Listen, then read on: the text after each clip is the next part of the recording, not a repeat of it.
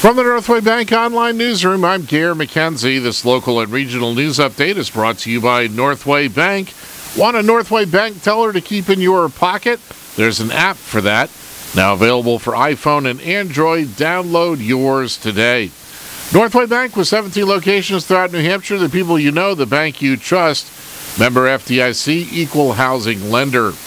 The chief of the Conway Fire Department says incidents like the recent shooting of 4 firefighters in New York are rare, but his department does take steps to try to make any situation his firefighters and EMS personnel go into as safe as possible. Steve Solomon was asked to respond to last month's shooting near Rochester, where 4 firemen were ambushed and shot, 2 of them fatally, after responding to a burning house and car.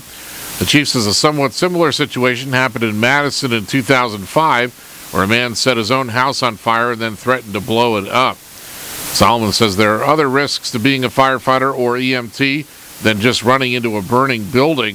He says these types of security situations happen more often on medical calls, and if there's any altercation, police are called to assist because it then becomes a police event. Solomon says he got into a wrestling match with one person he was trying to assist after he was threatened by the person.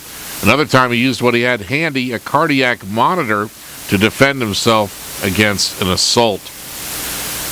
Healthcare providers, law enforcement officers, and advocates for those with mental illness say New Hampshire is facing a crisis when it comes to access to critical mental health treatment.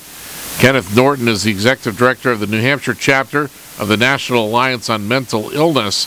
He says the situation faced by those in crisis is wrong medically, legally, ethically, and morally. He and representatives from more than a dozen groups are holding a press conference today, a few weeks after the state health department announced new efforts to reduce the time patients spend waiting for a bed to become available at the state psychiatric hospital. The plan includes having the state hospital track individuals waiting for a bed and temporarily reopening a dozen beds that currently are closed. In Maine news, Janet Mills and Matthew Dunlap will return to their previous jobs as Attorney General and Secretary of State, respectively, as Maine's 3 constitutional officers are sworn in by Governor Paul LePage.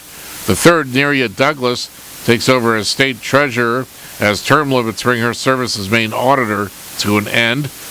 Those officials, plus newly elected Auditor Paula Buckley, will be formally sworn in today, the day before the legislature returns to begin its business for the new year. Democrats Mills, Dunlap, and Douglas ousted Republican Attorney General William Schneider, Secretary of State Charlie Summers, and Treasurer Bruce Poliquin after the Democrats took back their legislative majorities in November. Paula Buckley, Principal Auditor in the Department of Audit, replaces Douglas in the top job in the department. In sports, the Manchester Monarchs got a 3-2 overtime win against the St. John's Ice Caps Saturday night in Canada to remain undefeated for the new year. Portland Pirates beat the Bridgeport Sound Tigers 2-1 Saturday night at the Cumberland County Civic Center.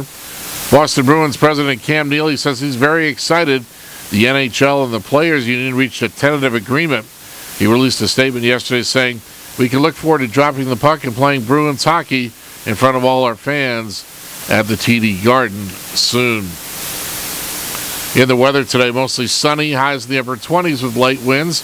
Clear tonight, lows around 6 above, and mostly sunny on Tuesday, highs in the upper 30s.